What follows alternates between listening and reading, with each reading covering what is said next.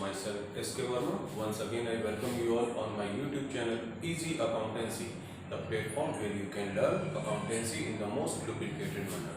बहुत ही आसान तरीके से आप हमारे साथ अकाउंटेंसी के कॉन्सेप्ट्स को सीख सकते हैं, इसके क्वेश्चंस को समझ सकते हैं और वो क्वेश्चंस कैसे सॉल्व किए जाएं इसके बारे में भी आप हमारे साथ सीख सकते हैं।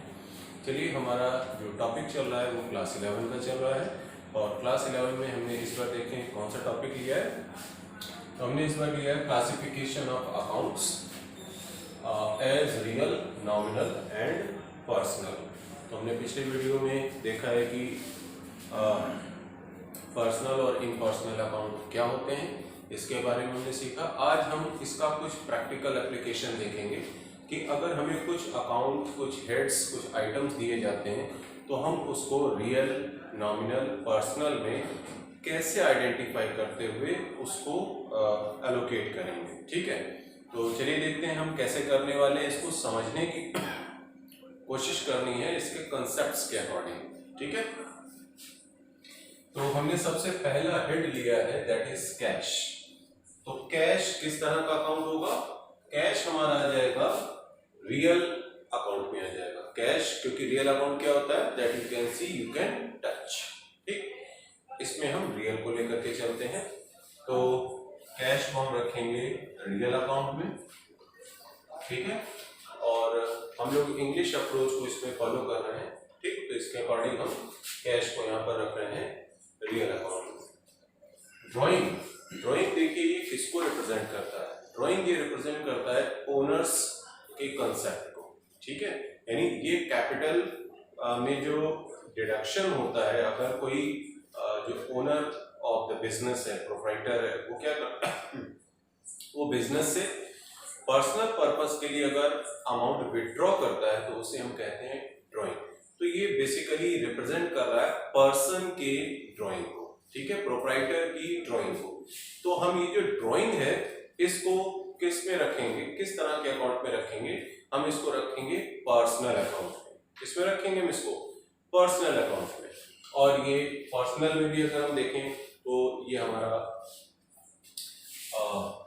रिप्रेजेंट कर रहा है, क्योंकि प्रोप्राइटर को, तो प्रोप्राइटर क्या होता है? ये नेचुरल पर्सन होता है।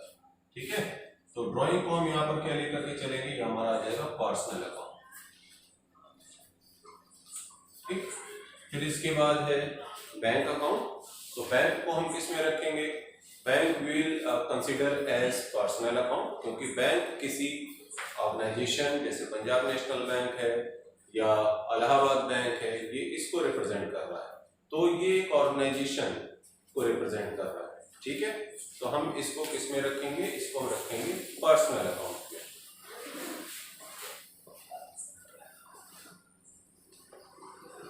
तो बैंक भी हमारा पर्सनल अकाउंट हो गया। इसके बाद है डिस्काउंट रिसीव्ड।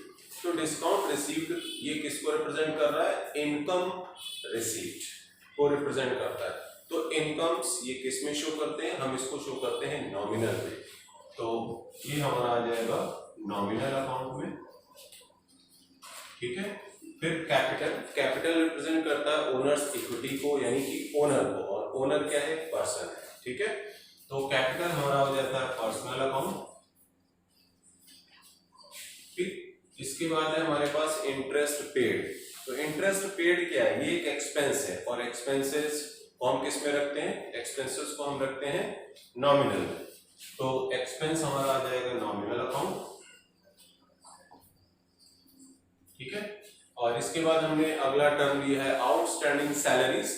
तो आउटस्टैंडिंग सैलरीज, सैलरी के पहले एक टर्म लगाया गया है दैट इज आउटस्टैंडिंग।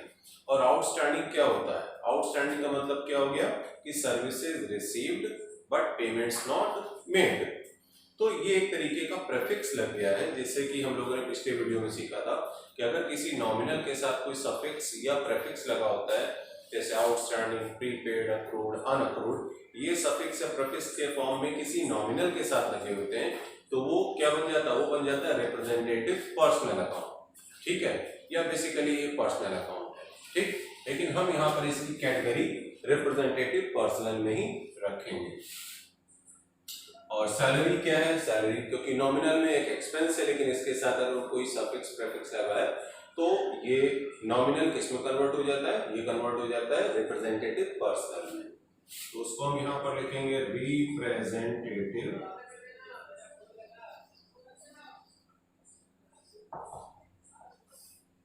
पर्सनल, ठीक है। Then after bad debt written off, तो बैड डेट रिटर्न ऑफ ये क्या है, बिजनेस के लिए एक लॉस है।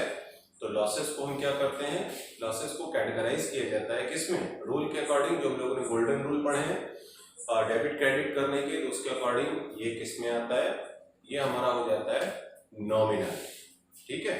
तो रूल अपार्ट, बट जो हम इसका क्लासिफिकेशन हमने सीखा है तो उसके अकॉर्डिंग ये किस में आएगा, ये हमारा आएगा नॉमिनल। तो bad debt written off will also be treated as nominal account. फिर बैंक ओवरड्राफ्ट, तो बैंक ओवरड्राफ्ट ये किसको रिप्रेजेंट कर रहा है, ये रिप्रेजेंट कर रहा है बैंक से जो एक पर्टिकुलर अवेलेबल बैलेंस है बिजनेस का, उससे ज्यादा अगर विड्रॉ किया जाता है तो इसे हम बोलते हैं बैंक ओवरड्राफ्ट। एक सर्टेन लिमिट का करंट अकाउंट पर ये प्रोवाइड करता है बैंक प्रोप्राइटर को, उस बिजनेस को, ठीक है। लेकिन अभी हमें यहाँ पर ये देखना है कि बैंक ओवरड्राफ्ट बेसिकली बैंक से रिलेटेड है और बैंक एक पर्सन यानी आर्टिफिशियल पर्सन के पॉइंट ऑफ व्यू से हम देख रहे हैं, और वैसे भी ये रिप्रेजेंट करता है बिजनेस के बैंक अकाउंट को। और बिजनेस से रिलेट करके भी अगर हम देखेंगे तो बिजनेस को एक आर्टिफिशियल पर्सन माना गया है। यहाँ पर बैंक में अगर उसका एक अकाउंट होगा भी तो वो बिजनेस के नाम पर होगा, ठीक। आर्टिफिशियल पर्सन के भी पॉइंट ऑफ व्यू से देख सकते हैं, और बिजनेस एक ऑर्गेनाइजेशन, बैंक एक ऑर्गेनाइजेशन के पॉइंट ऑफ व्यू से भी देखें तो भी ये किस में बन जाता है, हमारा पर्सनल अकाउंट में बन जाता है, ठीक। तो हम इसको फिर से पर्सनल अकाउंट में रखेंगे, personal account. Then sales, sales क्या है, सेल्स बिजनेस के लिए रेवेन्यू है, इनकम है। तो रेवेन्यू इनकम अगर जनरेट हो रहा है किसी हेड से ये इंडिकेट हो रहे हैं, तो उस हेड को हम किस कैटेगरी में रखते हैं, उसको हम रखते हैं नॉमिनल, ठीक है। तो सेल्स हमारा आ जाएगा नॉमिनल अकाउंट में। देन परचेज, परचेज गुड्स का परचेज होगा, परचेज ऑफ गुड्स। तो परचेज बेसिकली देखें क्या है, बिजनेस के लिए एक्सपेंस है। तो एक्सपेंसेस को हम किस कैटेगरी में रखते हैं, expenses are categorized as nominal. चाहे इनकम है या एक्सपेंस है, लॉस है या गेन है, ये बिजनेस में हम नॉमिनल में रखते हैं। तो परचेज इज एक्सपेंस, तो हम इसको नॉमिनल में रखेंगे, ठीक है। फिर प्रीपेड रेंट, तो रेंट क्या है, रेंट एक्सपेंस है, लेकिन इसके साथ अगर कोई सफिक्स या प्रेफिक्स लग जाता है, तो हमने अभी थोड़ी देर पहले एक एग्जांपल लिया था, उसके अकॉर्डिंग किसी नॉमिनल के साथ अगर कोई सफिक्स या प्रेफिक्स लगा होता है तो वो नॉमिनल नहीं रह जाता, वो किस में कन्वर्ट हो जाता है, वो कन्वर्ट हो जाता है रिप्रेजेंटेटिव पर्सनल में। तो ये भी हमारा रिप्रेजेंटेटिव पर्सनल में हो जाएगा प्रीपेड रेंट।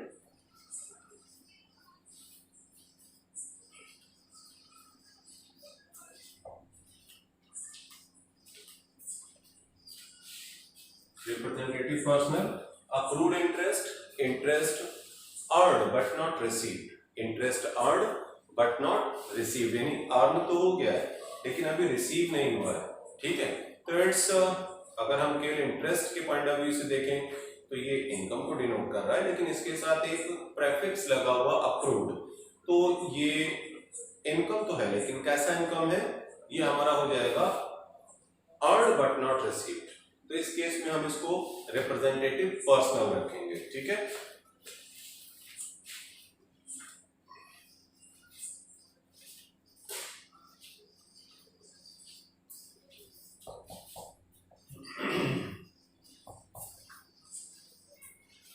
इसके बाद हमारे पास है next head bad debt recovered. तो बैड डेट रिकवर्ड क्या होता है, कई बार बिजनेस में कुछ हमारे डेटर्स होते हैं जो बैड प्रूव हो जाते हैं, तो टाइम बीइंग के लिए वो बैड प्रूव होगा, बट लेटर ऑन क्या होगा कि वो कभी कभी पैसा बिजनेस उससे रिकवर भी कर लेता है। जब कभी उनके पास पैसा आ गया तो शुरुआत में जब उन्होंने डिक्लेयर कर दिया कि वो इंसॉल्वेंट है तो वो बैड डेट हो गया, लेकिन जब लेटर पीरियड में उनके पास पैसा आ गया, ठीक है, तो वो बैड डेट रिकवर्ड के फॉर्म में, यानी उन्होंने ऐसे मान लेते हैं कि पैसा हमारा डूब गया था और वो पैसा बिजनेस में वापस आ जाता है, यानी कि वो पार्टी बिजनेस को पैसा देने के लिए एग्री हो जाती है लेटर पीरियड में, जब कभी उसके पास होता है। तो ये जो रिकवरी है बैड डेट की, ये बिजनेस के लिए क्या है, एक तरीके से प्रॉफिट है। प्रॉफिट है तो प्रॉफिट्स को हम बिजनेस में क्या करते हैं, ये एक तरीके से गेन है, तो गेन को हम बिजनेस में क्या करते हैं, बिजनेस में ये हमारा होता है नॉमिनल। ठीक है, तो इसलिए बैड डेट रिकवर्ड भी हमारा नॉमिनल में आएगा। फिर इसके बाद है कैरेज इनवर्ड। कैरेज इनवर्ड क्या होता है, यानी कि अगर कोई गुड्स परचेज किया गया है तो उस गुड्स को सप्लायर के प्लेस से अपने बिजनेस के प्लेस तक, अपने स्टॉक के प्लेस तक लाने के लिए बीच में जो ट्रांसपोर्टेशन एक्सपेंस लगता है, इसे हम कहेंगे कैरेज इनवर्ड, भाड़ा जो लगता है। ठीक है, तो ये एक तरीके से एक्सपेंस है। ठीक है, हमको यहाँ पर ये बेसिक जो ध्यान देना है कि ये एक एक्सपेंस है, तो एक्सपेंस को हम नॉमिनल में रखते हैं, तो इसको कैरेज इनवर्ड को भी हम नॉमिनल में ही रखेंगे। देन लीज होल्ड प्रॉपर्टी, तो प्रॉपर्टी ये डिनोट कर रही है किसको, किसी असेट को डिनोट कर रही है। ठीक है, और एक लॉन्ग पीरियड के लिए किराए पर ली गई प्रॉपर्टी है ये। ठीक, तो इस तरह के असेट को हम किस में लेकर के चलेंगे, हम इसको लेकर के चलेंगे रियल अकाउंट में, तो ये हमारा आ जाता है रियल अकाउंट। ठीक, plant and machinery, plant and machinery business के लिए क्या है, असेट है, तो असेट को भी हम, प्लांट मशीनरी एक असेट है, बिजनेस की असेट, यानी एफिशिएंसी को इंक्रीज कर रहा है, प्रॉफिट अर्निंग एबिलिटी को इंक्रीज कर रहा है, तो ये हमारा किस में आ जाएगा, that we can see, we can touch, तो ये हमारा आ जाएगा रियल अकाउंट। ठीक है, so this is real account. After that goodwill. Goodwill क्या करता है, बिजनेस की प्रॉफिट अर्निंग एबिलिटी को इंक्रीज करता है, name fame popularity of the business को डिनोट करता है, तो ये भी एक असेट है बिजनेस के लिए। तो असेट्स को हम, ये देखिए ये इंटेंजिबल असेट है। ठीक है, तो that we can not see, we can not touch, but it enables business to earn higher profits, तो इसको भी हम असेट में रखते हैं, तो ये हमारा किस में आ जाएगा, दैट इज रियल अकाउंट। किस में आएगा हमारा, ये रियल अकाउंट में आ जाएगा। ठीक, तो ये हम लोगों ने टीएस ग्रेवाल का फर्स्ट इलस्ट्रेशन इस चैप्टर में जो हम लोगों ने classification of account, procedure of accounting, accounting procedure जो टॉपिक हमारा कंटिन्यू किया है, उसी में ये फर्स्ट इलस्ट्रेशन था उसका, जिसमें हमने सीखा कि classification of account real, nominal या पर्सनल में हम कैसे करते हैं। चलिए अब इसी का एक क्वेश्चन भी पीछे आपको दे रहा है, और ये है क्वेश्चन नंबर 1, इससे रिलेटेड हेड्स हमने यहाँ पर अभी नोट डाउन कर रखे हैं। अब हम इसी को कंटिन्यू करते हुए इसमें भी सीखेंगे कि किस तरीके से किसी हेड को हम क्लासिफाई करेंगे रियल, नॉमिनल और पर्सनल में। ठीक है, तो यहाँ पर लैंड एंड बिल्डिंग क्या है, लैंड बिल्डिंग बिजनेस के लिए असेट है, तो असेट बेसिकली हम इसको किस में लेते हैं, रियल अकाउंट में, तो लैंड बिल्डिंग हमारा किस में आ जाएगा, रियल अकाउंट में आ जाएगा। देन इन्वेस्टमेंट, इन्वेस्टमेंट भी बिजनेस के लिए इनकम जनरेट कर रहा है, असेट है ये, तो इसको हम किस में लेकर के चलेंगे, इसे भी हम लेकर चलेंगे रियल अकाउंट में। Then Ramesh a debtor, debtor क्या है, डिनोट कर रहा है किसको, एक पर्सन को, तो पर्सन को डिनोट करने वाला जो हेड है उसे हम, जो अकाउंट है उसे हम किस में रखेंगे, पर्सनल अकाउंट में रखेंगे, तो डेटर हमारा आ जाएगा पर्सनल अकाउंट में, personal account. Then after excise duty, तो एक्साइज ड्यूटी का पेमेंट करना पड़ता है, excise duty has to be paid, तो ये एक तरीके से एक्सपेंस है बिजनेस के लिए, हम इसको किस में रखेंगे, हम इसको रखेंगे नॉमिनल में। ठीक है, फिर है सैलरी, सैलरी बिजनेस के लिए एक्सपेंस है, एक्सपेंसेस किस में आते हैं, नॉमिनल में, तो सैलरी भी हमारा आ जाएगा नॉमिनल में। Then after interest receive, interest received business के लिए इनकम है, और इनकम को हम किस में कैटेगराइज करते हैं, like expenses nominal, similarly income also nominal, तो इसे हम नॉमिनल में कैटेगराइज करेंगे। Then after creditor, creditor represent करता है किसको, एक पर्सन को। ठीक है, वो आर्टिफिशियल पर्सन हो सकता है या नेचुरल पर्सन हो सकता है, तो क्रेडिटर क्योंकि रिप्रेजेंट कर रहा है पर्सन को, तो इसे हम किस में रखेंगे, पर्सनल अकाउंट में रखेंगे। देन आफ्टर डेटर, डेटर किसको डिनोट करता है, जैसा कि हमने यहाँ पर किया था, रमेश डेटर पर्सनल, तो यहाँ पर भले ही यहाँ पर नाम हमको नहीं दे रहा कोई भी, लेकिन रिप्रेजेंट बेसिकली किसको कर रहा है, पर्सन को ही रिप्रेजेंट कर रहा है। तो हम इसको कहाँ पर रखेंगे, किस कैटेगरी में रखेंगे, पर्सनल अकाउंट में रखेंगे। तो debtor personal account. Then purchase return. Purchase return क्या शो कर रहा है, परचेज रिटर्न शो कर रहा है परचेज में डिडक्शन, ठीक, यानी एक्सपेंस में कमी। ठीक, तो एक्सपेंस में कमी है, ये एक्सपेंस बढ़ रहा है, दोनों ही केसेस में हम इसको रखते हैं किस में, हम इसको रखते हैं नॉमिनल। तो ये हमारा नॉमिनल में आएगा। ठीक, इसके बाद है मोटर व्हीकल। तो मोटर व्हीकल में देखें, मोटर व्हीकल क्या, बिजनेस के लिए असेट है, बिजनेस की एफिशिएंसी को, प्रॉफिट अर्निंग एफिशिएंसी को इंक्रीज करता है। तो ये real we can see we can touch. तो हम इसको मोटर व्हीकल को किस में रखेंगे, रियल अकाउंट में रखेंगे। Then after depreciation. Depreciation is a sort of expense, यानी कि due to regular use and wear and tear of any asset, efficiency decline in the book value of that asset is known as depreciation। ये हम लोग पिछले अपने videos में सीख चुके हैं इसके बारे में, जब हम लोगों ने डिफरेंट हेड्स के बारे में सीखा था चैप्टर 2 में, तो वहां पर हम लोगों ने ये टर्म देखा था डेप्रिसिएशन क्या है। तो डेप्रिसिएशन बिजनेस के पॉइंट ऑफ व्यू से देखें तो it is an expense, non cash expense. Expenses हम किसमें रखते हैं, नॉमिनल में रखते हैं। तो यहाँ पर हम इसको रखेंगे नॉमिनल में। ठीक है। वेजेस, वेजेस क्या है, वेजेस एक तरीके का डायरेक्ट एक्सपेंस है। वेजेस क्या है, एक डायरेक्ट एक्सपेंस है जो प्रोडक्शन से रिलेट कर सकता है, फैक्ट्री एक्सपेंस से रिलेट कर सकता है, और ये भी एक्सपेंस है बेसिकली। तो एक्सपेंस को हम किस में रखते हैं, नॉमिनल अकाउंट में रखते हैं। तो वेजेस को भी हम किस में लेकर के चलेंगे, नॉमिनल।